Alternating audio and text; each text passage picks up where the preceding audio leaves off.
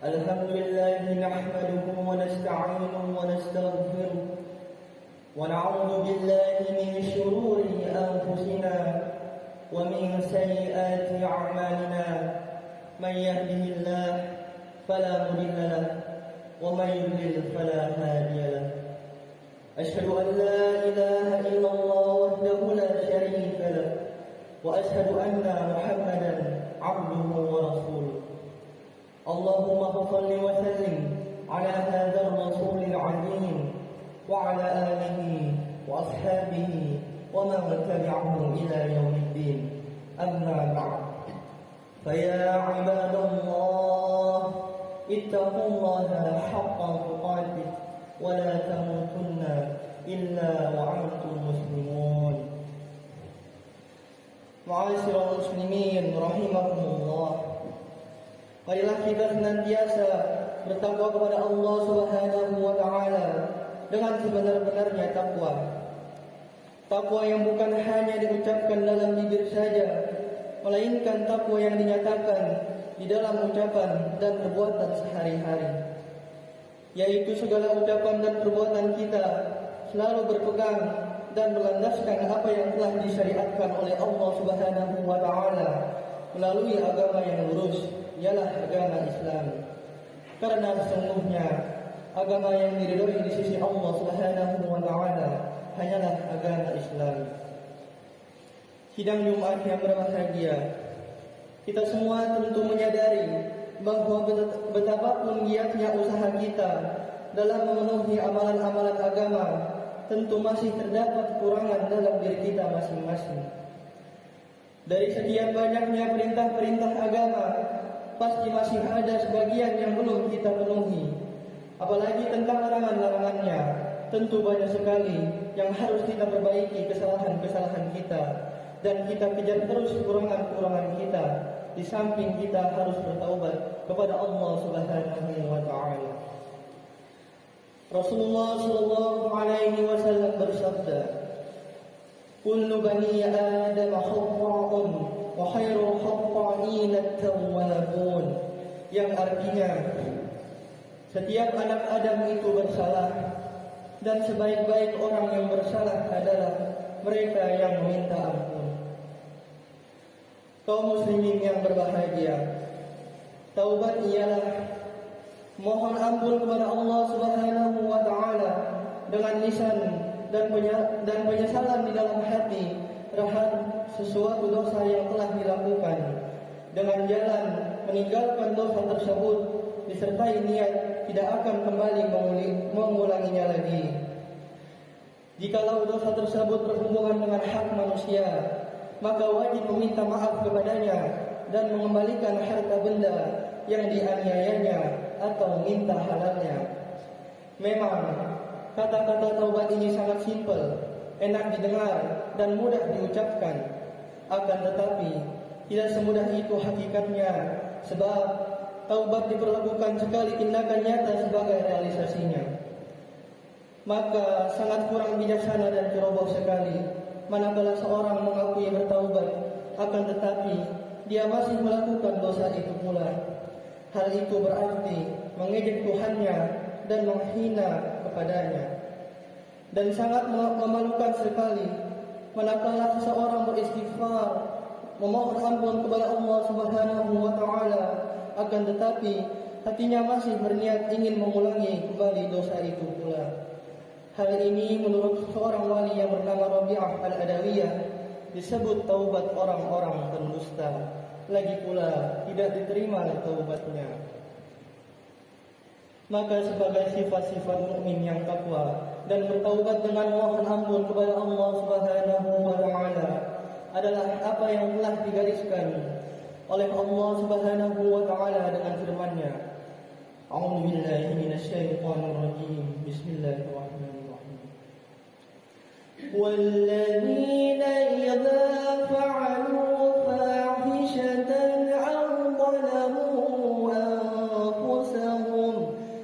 anfusahum dzakarullaha wastaghfiru li dhunubihim wa man yaghfiru dhunuba illa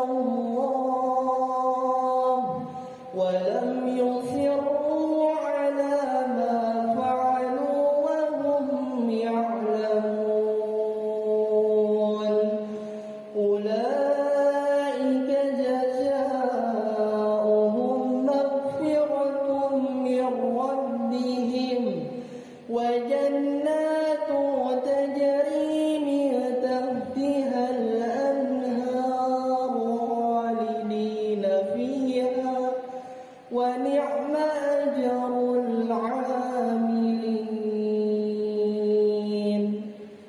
Yang artinya, dan orang-orang yang apabila mengerjakan perbuatan keji dan menganiaya diri sendiri, mereka ingat akan Allah, lalu memohon ampun terhadap dosa-dosa mereka. Dan siapa lagi yang dapat mengampuni dosa selain daripada Allah? Dan mereka tidak meneruskan perbuatan dosa itu, sedang mereka mengetahui. Mereka itu balasannya ialah ampunan dari Tuhan mereka, dan surga-surga yang mengalir di bawahnya sungai-sungai. Mereka kekal di dalamnya, dan itulah sebaik-baik pahala bagi orang-orang yang beramal. Quran Surat Al-Imran ayat 135 sampai 136. Ma'asyiral muslimin rahimakumullah. Ketahuilah bahwa datangnya maut tidak seorang pun yang dapat mengetahui kecuali Allah Subhanahu wa taala. Mati datangnya tak terduga-duga sebelumnya.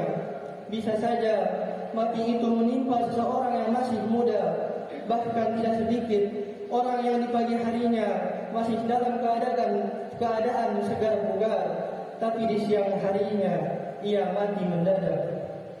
Dan jika seseorang sudah sampai batas ajalnya, maka ia tak mampu mengundurkannya sedikit pun, sebagaimana firman Allah Subhanahu wa taala. A'udzu billahi minasyaitonir rajim. Bismillahirrahmanirrahim.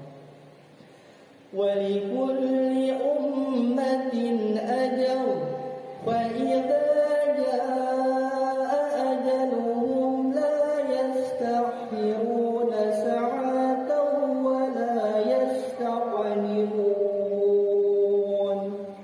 Yang artinya, tiap-tiap umat menemui ajal, maka apabila telah datang ajalnya mereka tidak dapat mengundurkannya barang sesaat pun, dan tidak pula memajukannya. Quran Surat Al-A'raf ayat 34. Oleh karena itu, celakalah bagi orang-orang yang suka menunda untuk bertaubat dengan ucapan besok aku akan bertaubat, seolah-olah dengan ucapannya itu ia tahu persis bahwa besok hari ia belum mati. Padahal sekali lagi, seseorang pun dapat mengetahui datangnya ajal kecuali Allah Subhanahu wa taala. Jadi penundaan taubat adalah merupakan kekeliruan yang amat besar.